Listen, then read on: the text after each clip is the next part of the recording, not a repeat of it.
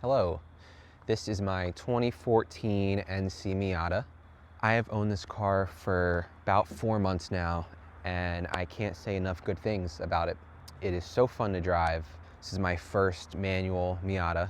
So this car is purely stock, and I bought that knowing I wanted to modify it and make it more powerful. This car is not slow, but it's not fast. And I don't think it needs to be, but it could definitely be a little bit faster. The journey to adding power to this car is pretty simple. Header, exhaust, intake, and tune. Header and tune being the two most substantial power gains, everything else kind of just for fun. So today's video is my first step. I'm doing the header and the exhaust to make me feel better for not buying a Honda S2000. So both of these parts are going to be from Goodwin. The header is the RoadsterSport 1.8 inch header, and the exhaust is the RoadsterSport Super Q muffler. Combination of those two seems to be the one most people recommend. I think Goodwin is a great company, so this video is not going to be super in-depth installation, but it's just going to be my experience doing it, the tips and tricks that I think helped me out the most. And at the end, a sound demo and a driving test, so we could really see if we feel a difference.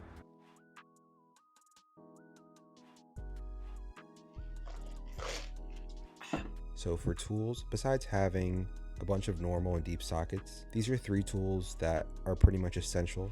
One is these flex head ratcheting wrenches. 2, you want a nice set of wobble socket extensions so you can really reach in a lot of the stuff you really need, the length, pause. And then last, this universal impact joint set, again, really helps you get into the tight areas. Step number 1, remove the entire battery. Penetrating liquid is pretty helpful. I use the WD-40 penetrating version.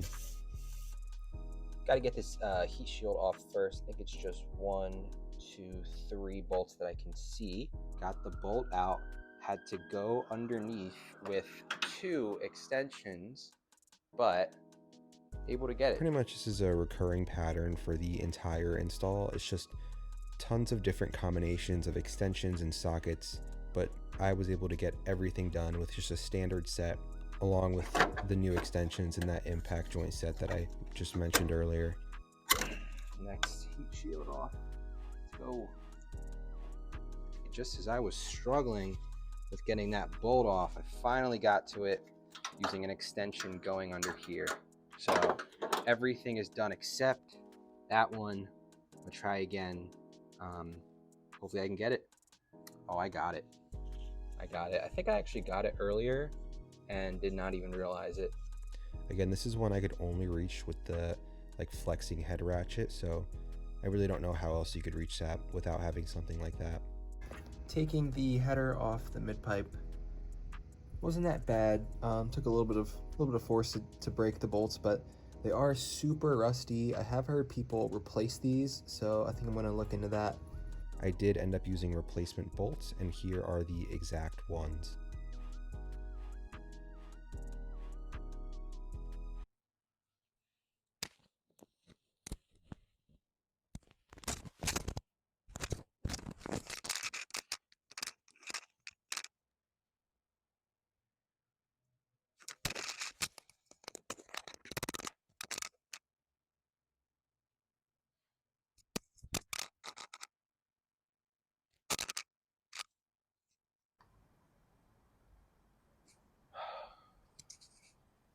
I am tired.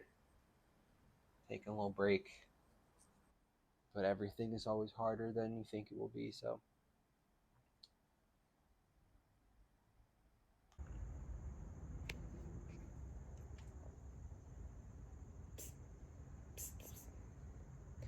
All right. We are on day number 2. So the wheel is off. All the bolts are off up there. Bolts are off down here. Got to figure out if there's any more in here, and also got to take the O2 sensors out. Just like that, the header is finally out. So I had to disconnect the coolant line, disconnected that. So with the alternator pretty much, I just took off the back plastic casing. The header barely squeezes through, but with that plastic off, with this wiring undone, you can just barely get it out. And both of the sensors were left on the header. I didn't even realize it at the time, but I did loosen the alternator, and that's the only reason the back plastic did come off. I don't think it comes off without the alternator being loose. You can really tell how restrictive the stock header is. So pretty. Since I'm only doing the header, both of my O2 sensors are going to be here, so I am going to get the check engine light, but I will be getting rid of that with a tune, hopefully sometime soon. So I did get 2 O2 extensors just in case. Maybe in the future end up doing the mid pipe, but for now, just gonna do the header. So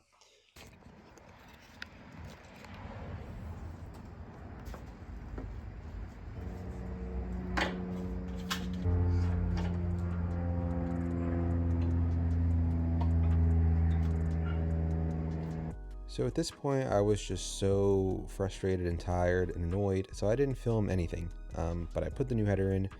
I did have to undo a coolant line and loosen the alternator.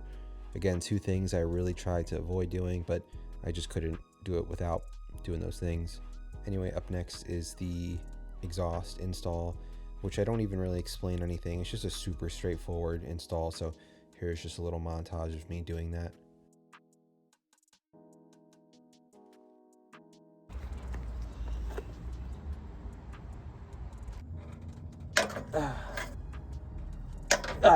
Got it.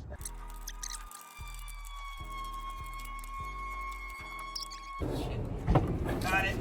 Got it. Got it. There we go.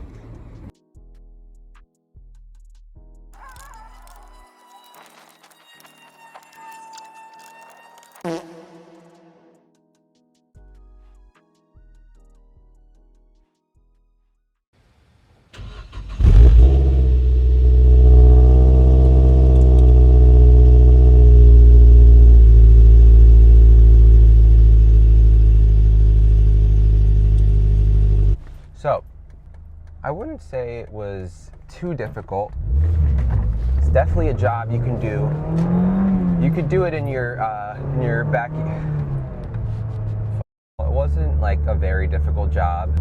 Ultimately, I did have to unhook a coolant line, and I had to loosen the alternator.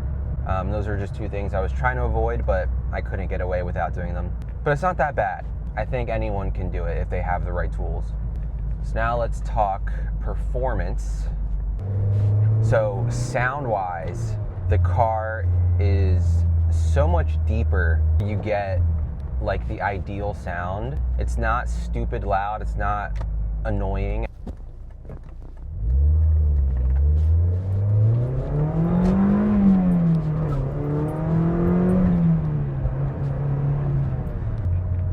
It's hard to tell how much faster it is, but you could tell it just opens up a lot more for the engine, and it feels better.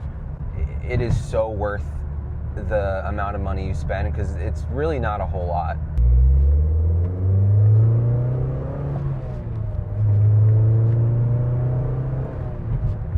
It feels like the car just kind of comes alive. You get way more pops and burbles pretty much with like every upshift.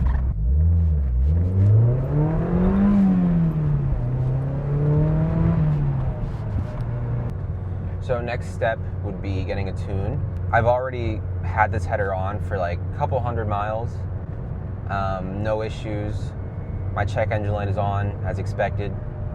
So next step will be getting a tune, clearing the code. I'm pretty excited to see how this thing will feel after the tune kind of unlocks more of the capabilities.